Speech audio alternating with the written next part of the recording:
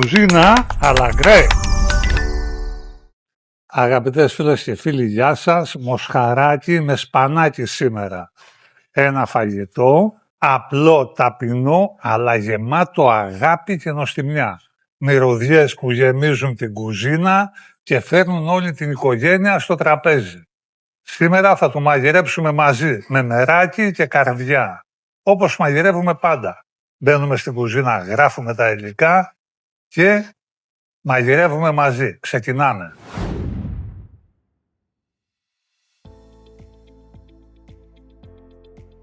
Βάζουμε το κρέας σε μια κατσαρόλα, προσθέτουμε κρύο νερό και το βάζουμε πάνω στη φωτιά να το σιγοβράσουμε. Μόλις ξεκινάει και βγάζει τους αφρούς, εμείς είμαστε από πάνω και με επιμέλεια ξαφρίζουμε συνεχόμενα και προσθέτουμε μισό κρεμμύδι, 2 στελίδες σκόρδο, ένα κομμάτι σελινόριζα και 2 δαφνόφυλλα και το αφήνουμε έτσι να σιγοβράσει και να σιγομαγειρεύεται, να μαλακώνει. Ταυτόχρονα εμείς πιάνουμε το σπανάκι και το πλένουμε πάρα πολύ καλά.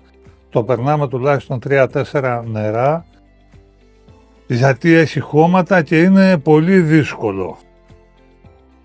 Σε τρεχούμενο κρύο νερό, ένα-ένα τα φυλαράκια, προσοχή μεγάλη στις ρίζες οι οποίες είναι και πεντανόστιμες, με ένα κοφτερό μαχαιράκι τις ξύνουμε εξωτερικά. Βλέπετε πως γίνεται, δεν είναι δύσκολο, απλά θέλει επιμέλεια και τη διαδικασία του.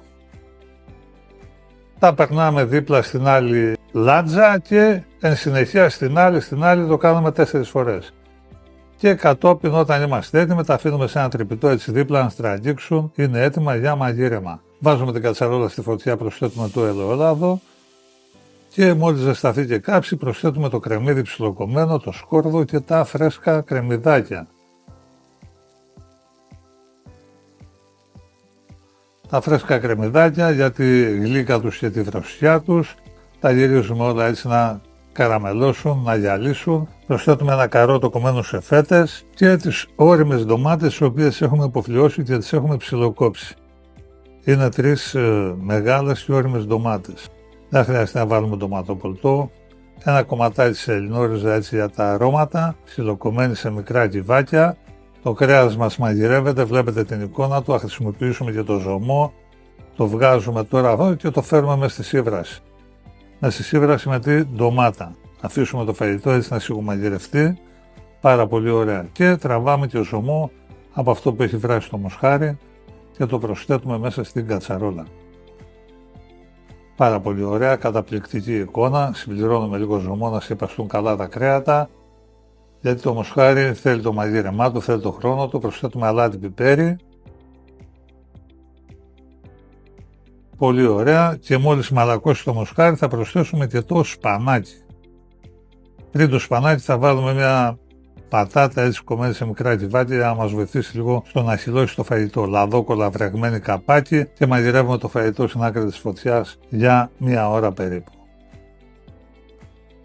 Αυτό που σας έλεγα, προσθέτουμε και την πατάτα κάποια στιγμή για να βοηθήσει έτσι να γλασάρει λίγο η σάλτσα, να μελώσει, να χυλώσει. Γιατί το σπανάκι δεν έχει τέτοιες ιδιότητες. Πάρα πολύ ωραία και εμείς θέλουμε να έχουμε και λίγο ζουμάκι μέσα στο φαγητό. Δεν θέλουμε να μείνει τελείως το λάδι του να είναι στεγνό. Μόλις είναι έτοιμο, ξεσκεπάζουμε, τραβάμε σε μια άκρη όλα τα υλικά, τα κρέατα και τις πατάτες και προσθέτουμε το σπανάκι, το οποίο το έχουμε πλύνει όπως είπαμε πάρα πολύ καλά και σχολαστικά.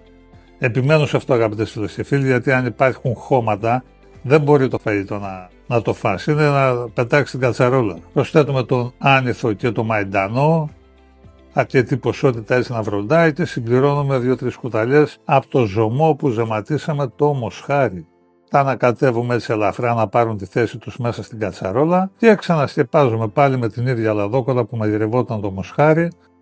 Βάζουμε καπάκι και τα αφήνουμε άλλα 25 λεπτά με μισή ώρα έτσι να μαγειρευτούν, να δέσουν όλα τα υλικά.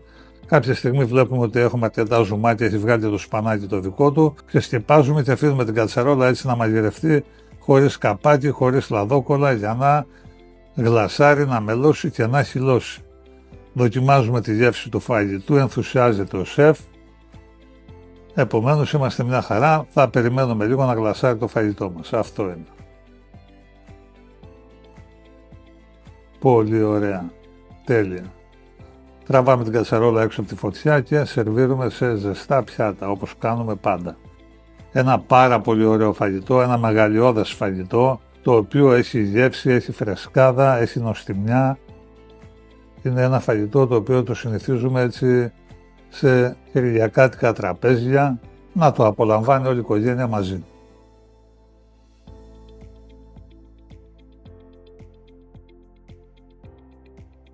Και ορίστε αγαπητές φίλες και φίλοι, με το ωραίο φαγάκι μας, το μοσχαράκι με το σπανάκι. Βλέπετε το μοσχάρι πως κόβεται με το πιρούνι.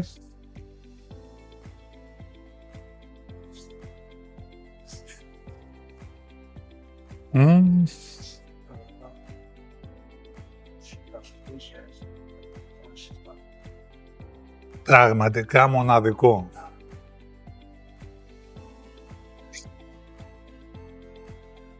Ένα πάρα πολύ ωραίο φαγητό. Ένα πιάτο θα έλεγα που ενώνει τις γενιές.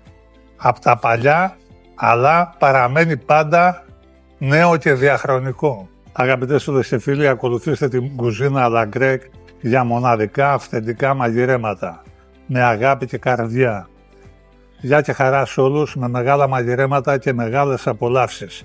Και να τρώτε με αυτούς που αγαπάτε. Γεια σας.